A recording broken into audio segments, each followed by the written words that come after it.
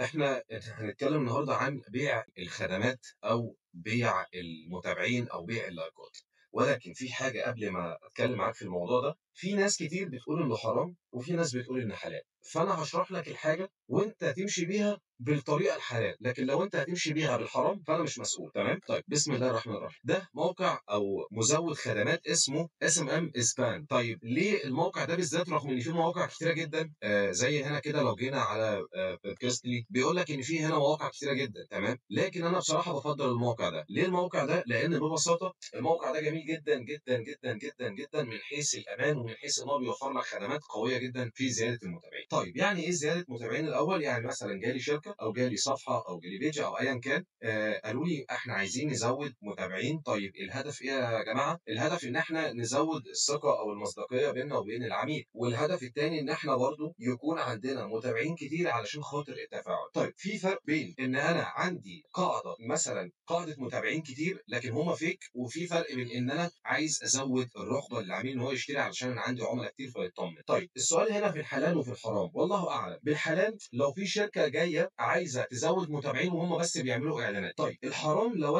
انا رحت لواحد لسه بيبدا حياته عايز يزود متابعين علشان عنده شركه او عنده مثلا بيج مثلا بيبيع عليها منتج او خدمه او ايا كان، وهو مش هيعمل اعلانات، هيعمل كونتنت. يعني ايه؟ يعني هيعمل محتوى هيطلع بوشه ايا كان، تمام؟ فده حرام، لان اصلا زياده المتابعين بيبوظ خوارزميات الصفحه عندي. يعني حرفيا لو انت هتوصل مثلا ل 50 60 الف مشاهده وممكن تجيب مبيعات، فالخوارزميات ما بتعرفش مين هو الجمهور بتاعك، فبتبدا ان انت ما تعرفش توصل للمتابعين اللي انت عايزهم او حتى المشاهدات اللي انت عايزها. فدي مشكله كبيره جدا. طيب هي حلها ايه ببساطه؟ حلها ان انا لو عايز ازود متابعين والصفحه بتاعتي ما تتاثرش بفكره ان هي تجيب لي عملاء مش هم دول اللي انا عايزهم او مش الكواليتي، فانا ببساطه هعمل اعلان مثلا ب 100 جنيه ولا ب 200 جنيه يجيب لي متابعين، وفي نفس الوقت من الناحيه الثانيه بجيب متابعين فيك. فاللي هيحصل ان الخوارزميات هتجيب لي المتابعين اللي انا عايزهم بجوده اعلى. زي الممثلين، الممثل مثلا من هنا عنده 15 60 مليون او 17 مليون مشاهده، هل كل دول حقيقيين؟ بنسبه 70% حقيقيين ولكن 30% مش حقيقيين، والباقي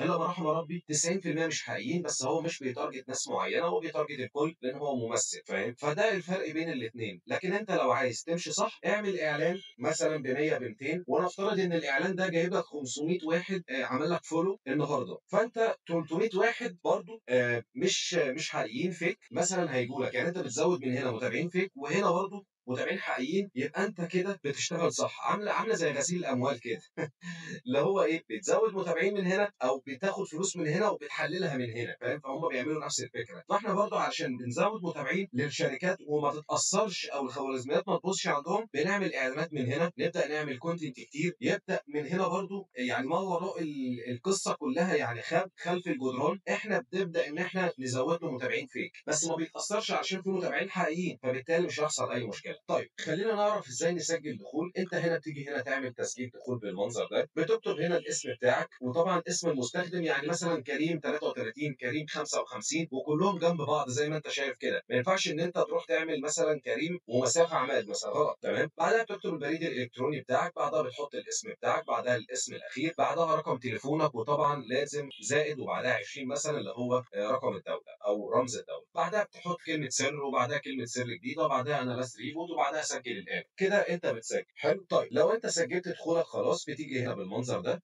وبعدها بتسجل دخولك بالمنظر ده، وبعدها بتعمل تسجيل دخول زي ما انت شايف. طيب بعد ما بتسجل دخول زي ما انت شايف طبعا بيقول لك داونلود زي ما انت شايف هنا. هنخش نفنط الموضوع بشكل كامل. طيب اول حاجه ده بيقول لك طرق الدفع. هنا طرق الدفع عندك فيزا، عندك ابل باي، عندك باي بال، عندك مدى لو انت في السعوديه، عندك كمان ترانسفور بانك، وعندك كمان باينانس لو انت عايز تشحن من باينانس، وعندك سبيل، وعندك برضو بروجنز، وعندك بايتم. يعني عندك كل الطرق ان انت هتدفع من خلالها. طيب نقول ان انا عايز ادفع من خلال فودافون كاش، باجي هنا اضغط كده ببساطه. خلينا ننزل هنا كده خالص اضافه رصيد، وبعدها هنا انا اخترت فودافون كاش، وبعدها بنزل تحت هنا، وبعدها هو بيقول لك هنا عندك طرق دفع كتير، فانت بتيجي على الطريقه دي وبتنزل تحت فبتشوف الطريقه اللي تناسبك. عندك برضو بوايير وعندك فيزا ميزه، عندك حاجات كتيره جدا، ولكن انا هختار مثلا محفظه الكترونيه. فهو بيقول لك هنا عملاء مصر شحن يدوي، بتشحن وبتاخد بونص 2%. طيب انا عايز اشحن من خلال فودافون كاش، بس انا معايا فودافون كاش مش تحويل يدوي. فانا بعمل ايه؟ باجي هنا بالمنظر ده، انزل تحت شويه بالمنظر ده هنا كده، وبعدها بعمل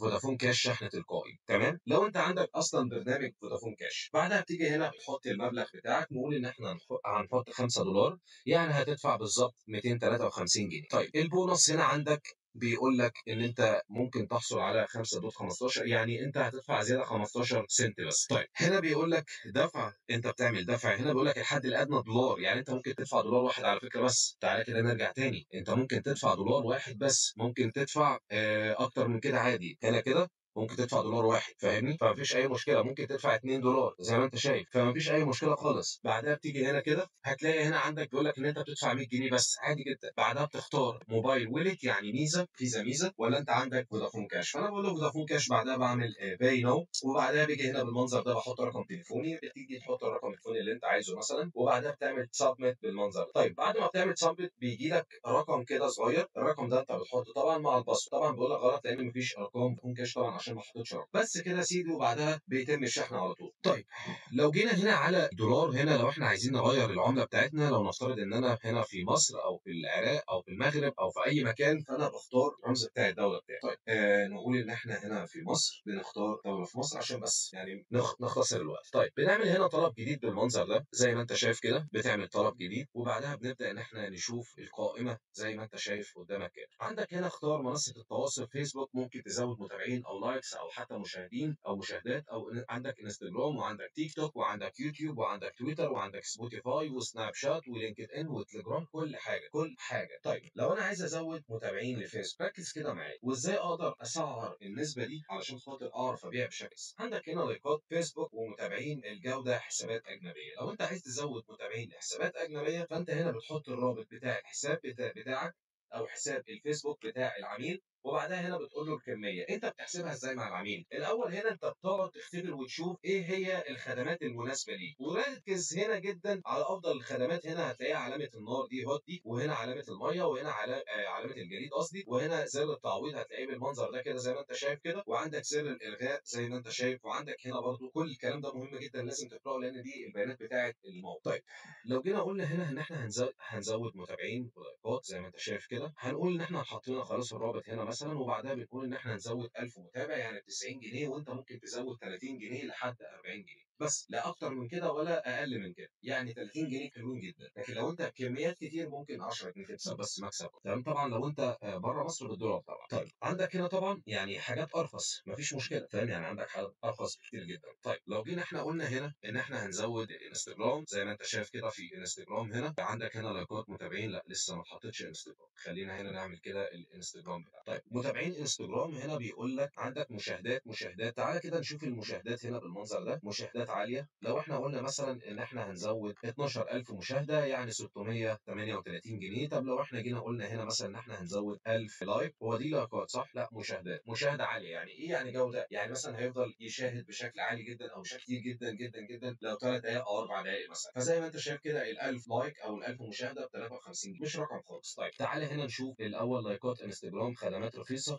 الخدمات اللي هي رخيصه جدا جدا جدا. هنا عندك لو انا عايز ازود 10000، ال 10000 هنا بيقول لك ب 6 جنيه بس، يعني انا لو عايز ازود 1000 بس يعني حرفيا ما تجيبش جنيه، ما تجيبش جنيه. طيب لو انا عايز ازود 100000، طيب حلو جدا، رقم جميل جدا جدا، 67 حلو قوي. هم دول كام الاول؟ 100000، ال 100000 مشاهده ب 67. طيب لو جينا هنا نشوف متابعين بدون ضمان او متابعين بضمان. طبعا المتابعين بضمان اهم بكتير جدا. خلينا نشوف متابعين في مصر ومتابعين بره مصر في كل مكان في العالم براحتك، وبعدها بتيجي هنا تحط انستجرام، وبعدها بتحط الكميه 1000، يعني هو انت هتدفع 95 جنيه بس في ضمان عندك، ما تقلقش. طيب هو هنا بيقول لك ما تحطش اكتر من طلب، يعني هو طلب واحد بس، بعد ما يتوافق عليه حط طلب تاني، يعني حط مثلا 1000 تانيين او 2000 او 3. يعني انت لو حطيت هنا 100000 مثلا هنا كده فخلاص هو كده كل حاجة بتبقى تمام زي ما هو بيقول لك. طيب ده كويس جدًا، برضه عندك إنستجرام وعندك تليجرام، طبعًا تليجرام مهم جدًا، يعني أنا عن نفسي باستخدم تليجرام، هو هنا بيقول لك لو أنت عايز تزوّد متابعين تليجرام، الناس اللي بتشتغل drop shipping بيعملوها دايمًا يعني، عندك هنا أعضاء تليجرام، عندك هنا لايكات، عندك حاجات كتيرة جدًا، طالما أنت فهمت الدنيا يبقى كويس جدًا. طيب أنا برضه هاعمل لك design كده، هتبدأ تحط خدماتك وتسعّرها كده علشان خاطر تبدأ تعمل إعلاناتك، هنتكلم إن شاء الله المحاضرة التانية عن فكرة الإعلانات، وإزاي إن إحنا نربط الموضوع ده، وإزاي إن إحنا نشتغل في الbusiness ده بشكل متكامل، وإزاي إن إحنا نقدر نقدم عروض قوية. طيب خلّينا نكمّل مع بعض الشرح بشكل كامل. عندنا هنا الدعم الفني لو إحنا عايزين نتواصل مع الدعم الفني عندهم لو في أي مشكلة حصلت أو أي حاجة، تمام؟ بنيجي هنا نتكلم مع الدعم الفني. عندك هنا في النقاط، عندك المدفوعات لو في مشكلة في الدفع أو حتى حابب تتواصل معاهم، وعندك هنا كمان الخدمات، وعندك اقتراح خدمة، وعندك كمان الAPI، وعندك المتاجر الإلكترونية. طيب لو إحنا هنا هنيجي على الخدمات بشكل عام، لو إحنا ضغطنا عليها بالمنظر ده كده، هنيجي هنا نشوف الخدمات بشكل كامل أو بشكل عام عندهم، وهنا برضه بيبقى في عندك سجل الطلبات لو أنت طلبت أي طلب عندهم أو أنت مثلًا زوّدت متابعين لحاجة معينة، تمام؟ طيب عندنا هنا الخدمات زي ما أنت شايف إن في خدمات كتيرة جدًا بيقول لك مشاهدات يوتيوب الأرخص مبيعًا بكام، فهو بيقول لك هنا السعر ال1000 مقابل كام، وكل حاجة هنا بيقول لك 20 جنيه. طيب عندك هنا يوتيوب، وعندك هنا كل خدمات اليوتيوب يعتبر، والإنستجرام والباكيجات بشكل كامل، لو في عميل عايز يشتري باكيج معين بتيجي هنا من الخدمات وبعدها بتختار الباكيج اللي أنت عايزه، وللعلم هي بتشتغل عادي على الموبايل والPC أو أي جهاز عامةً ما فيش أي مشكلة يعني. طيب لو جينا اتكلمنا عن التعويض، لو حصل مثلًا مشكلة لا قدر الله مثلًا، أو الشركة ذات نفسها حصل لها مشكلة مثلًا عندك. طيب لو حصل مشكلة بشكل عام، لو حصل مشكلة بشكل عام مثلًا، نفترض إن مثلًا المتابعين قَلّوا أو أي حاجة، بتبدأ إن أنت تتكلم معاهم، يقول لك مثلًا هنا قيد التعويض أو هنا خطأ أو هنا أيًا كان، بتبدأ إن أنت تحل المشكلة بشكل عام، تمام؟ فالموضوع بيبقى بسيط جدًا، جدًا، جدًا، مش صعب يعني، هنا في